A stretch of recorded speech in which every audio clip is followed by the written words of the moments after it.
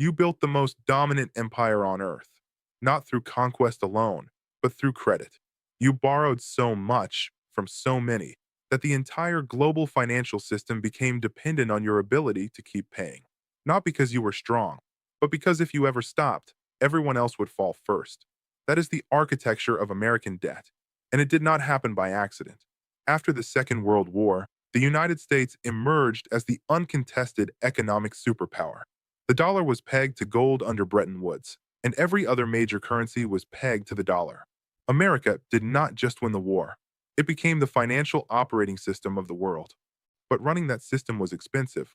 Military bases across 4 continents, foreign aid as geopolitical currency, infrastructure, Cold War spending that never really ended.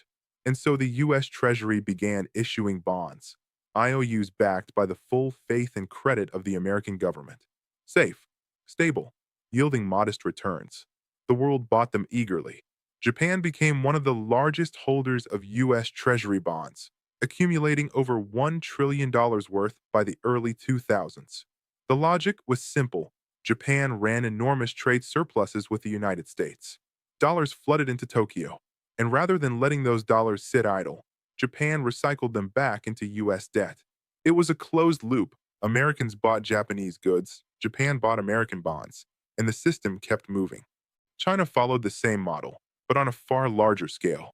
As Chinese manufacturing exploded through the 1990s and 2000s, Beijing accumulated foreign reserves at a pace the world had never seen. At its peak, China held over $1.3 trillion in U.S. treasuries. It was the single largest foreign creditor the United States had ever had. This arrangement suited both sides for a while. America got cheap financing for its deficits. China got a stable, liquid place to park its reserves while keeping its own currency undervalued to support exports. It was not charity. It was a transaction, a codependency dressed up as global finance. Then came the Gulf states, Saudi Arabia, Kuwait, the UAE, flush with petrodollars after the oil shocks of the 1970s, needed somewhere to store wealth that would not collapse or be seized.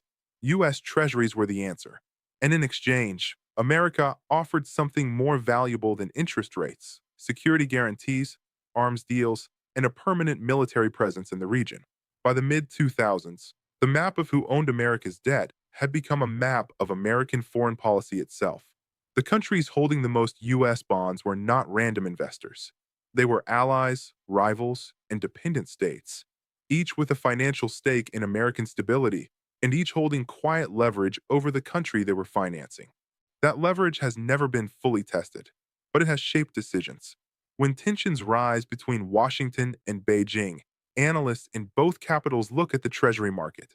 A sudden sell-off of U.S. bonds by China would spike American interest rates, destabilize global credit markets, and send shockwaves through every pension fund and mortgage rate in the Western world.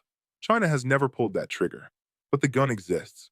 Today, the largest single holder of U.S. debt is not a foreign country.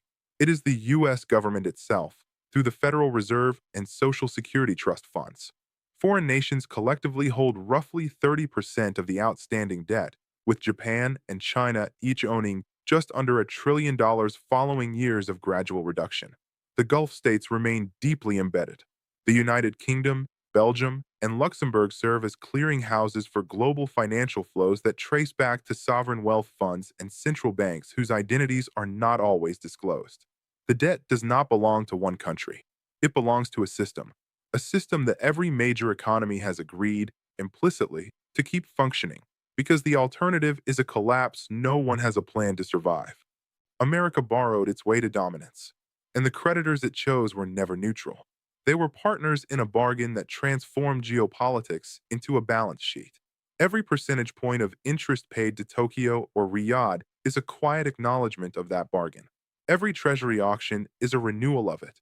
The money flows, the bonds mature, new ones are issued, and the world, for now, keeps buying. Not because they trust America unconditionally, but because the architecture built around that trust has become too large, too interconnected, and too dangerous to dismantle. $33 trillion is not just a number. It is a set of relationships. And relationships, as any historian will tell you, always come with obligations.